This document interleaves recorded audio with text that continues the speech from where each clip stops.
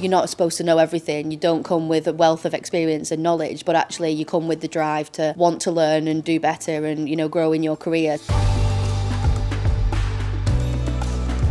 My name is Lois McClure and I'm a format store partnerships manager here at the Co-op, and I actually joined the business in 2012 as a business administration apprentice. So I head up our format store partnerships team. We work with external partners who can really bring something to our food offering alongside what we already do in our food stores. When I was at college, I thought I was going to go to university. I thought that was the route that everyone does, and just thought that I was going to carry on my education. And I think when I started to realise what university meant for me and listening to lectures and then going kind of writing about what I'd learnt that day, it just wasn't the way I wanted to learn. But I started to look into apprenticeships and thought actually I was going to learn better by doing the job alongside the learning, because you'd actually be able to practice what you're doing in your day-to-day role, and that's how I learn best. I think straight away I knew the Co-op was somewhere that I wanted to work and knew that they offered apprenticeships. I applied straight away. I was unsuccessful in my first interview and application, and then they called me back a few weeks later for a different role, an apprenticeship in the business, and then I was successful in doing that, and then joined as a business admin apprenticeship doing my level 2.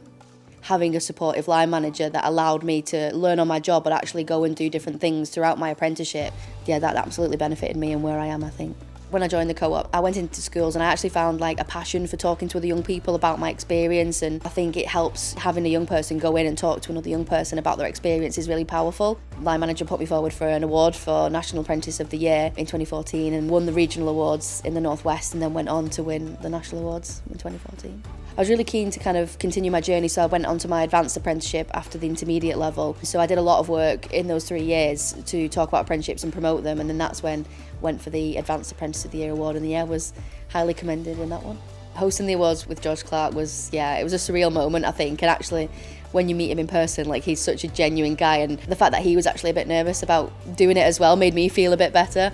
You do have that freedom to actually go out and take opportunities while you're doing your learning and while you're getting your feet into the business. I became kind of the charity champion within the team, did fundraisers, and then put myself forward to do a charity skydive. It was one of the most amazing experiences I've ever done. So for all the work that I did raising money for the Charity of the Year Carers Trust, I won Corporate Charity Fundraiser of the Year and got to meet Princess Anne. You hear of careers and they're quite streamlined. Even in this building there's about 5,000 different jobs, with all different roles within HR, within IT, within business, within property management, construction, and I don't think people realise all the different roles that are out there.